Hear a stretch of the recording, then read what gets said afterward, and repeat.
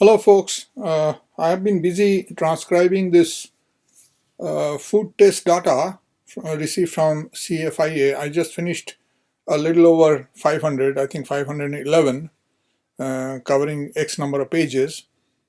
And there is a very short video to update. I'm a little tired now. I think I'll go take some rest. But basically, the story has gotten a lot worse.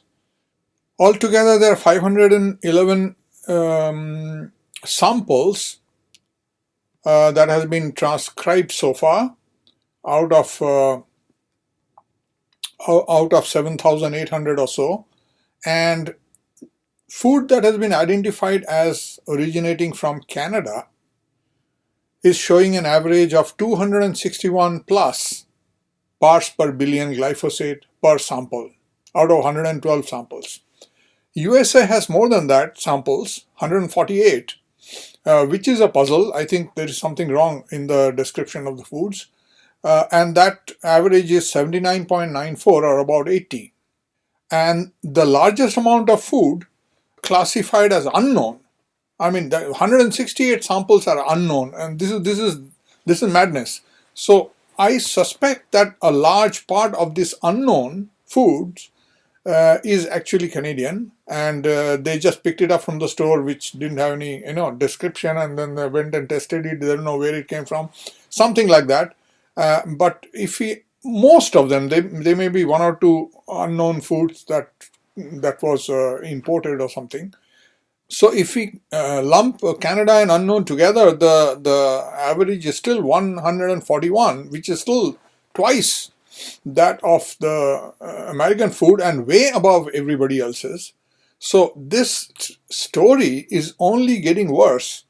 More I see the records, and it's quite actually depressing. The other countries like Costa Rica and Mexico and Dominican Republic and China, Hong Kong, India, Japan, Philippines, Thailand, Taiwan, Argentina, Bolivia, Chile, Ecuador, Guatemala, Peru, and the European countries, France, Italy, Moldova, Netherlands. I mean, all of them are doing better. By the way, I have to make a quick reference of Italy. They seem to be going the wrong direction. 10 samples and their glyphosate content is creeping up. And when I looked into the detail, it looks like they have started growing some of the nasty stuff that North Americans and Canadians have been growing, like lentil and some of the toxic chickpeas and all that, and they're exporting it back to Canada. And I mean, some of the samples are imported from Italy, seem to be lentil that is having a lot of glyphosate. I don't know what's going on there. Italians should go back to growing their clean food that like they've been doing all the time, and forget about borrowing this technology from North America. Lebanon has a little bit, and that's about it. And then organic food, the glyphosate content is creeping up. It's now 15, and largely because of this organic chickpea and organic lentil and organic wheat. Organic wheat is having a lot of glyphosate. So that's the reason. And if I remove the organic wheat part from the rest of the organic food, then the reading comes down to 5 instead of 15. So this is the indication of where it is going.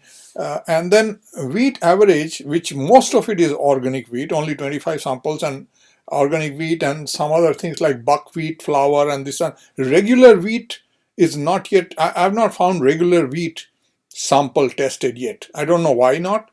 500 items have been tested, no wheat, is something strange. Are they hiding it or what? And also no bread. I mean, the most people eat bread, So I don't see any tested yet. I hope those things will come, and if they come, I'm concerned that the readings will again go through the roof. Okay, that's wheat. It's 124 now average. Chickpea 389. Lentil 455, and gluten-free is 486. This is where the averages are, and it's just insane. It's just insane. Incidentally, kamut. I mean, this is early wheat of Persian area that many people are growing, it's got very low glyphosate level, only 1 parts per billion. I am thinking of trying it out. The problem is we can cook rice and all that at home. We don't know how to buy wheat and make bread out of it and all. So that's why we don't buy any wheat as such, buy wheat products. So I'm still looking at this come out because I'm out of this various wheat. This one seems to be pretty good.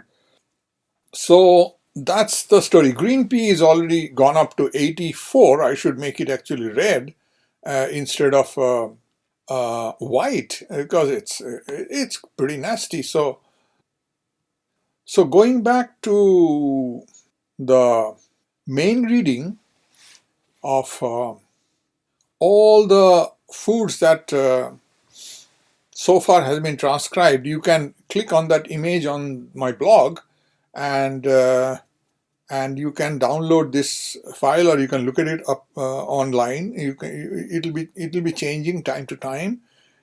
And if you click on this image and you come across this synopsis and a brief summary, and then all these readings, nasty readings, and then all the 511 foods results so far transcribed by me. So you can play around with it. You can see, and you will see some of the you see here, for instance, chickpea grown in, collected from Ontario. I'm sure it's growing somewhere in North America, in Canada or USA. 2,410 parts per billion glyphosate. I mean, what is this? This chickpea is swimming in glyphosate. I mean, this guy who is growing it, he should be prosecuted. This food should be withdrawn from the table. Has anybody heard the alarm that don't eat chickpea and it's too much glyphosate? Of course, it's in violation, but what happens when it's in violation? Who is penalized for it? What happens to the people who are already eating that stuff? So you see here, garbanzo bean chickpea flour gluten free, collected in Ontario, grown in Canada. 7,920 parts per billion glyphosate. 7,920. That one reading of this amount can screw up your entire country's average. Just one reading like this. This one is not just through the roof. It is through the roof, through the ionosphere, through the stratosphere, through the bloody gravitational pull of planet Earth, and out of this solar system and out into the looking for a parallel universe somewhere. So I can't imagine how this kind of food is among us. How is it possible? How is it possible? You see, organic buckwheat, sarrasin, gluten-free. What is the meaning of this sarrasin, gluten-free, blah, blah, blah? And then you have 90 parts per billion glyphosate in it. So you go through it and you make some sense out of it. I am getting off lentil. I'm getting off gluten. I never had gluten-free food anyway. And I'm getting off this wheat very seriously. And I have to spend some time looking at what other option is around. See here, garbanzo bean flour, gluten-free. It is flour, it is garbanzo beans, which is kind of a chickpea, and it is grown in Canada and in Ontario, collected from Ontario. 12,500 parts per billion. 12,500. I mean, where are you going to go? Anyway, I'm a little tired. I was fumbling while talking, so this is it, and hopefully I will come up with another update when I have a little more time. I think if you live in North America, you have a couple of options if you want to live a healthy life. Number one, think about living somewhere else. If you can't do that, then try to grow your own food.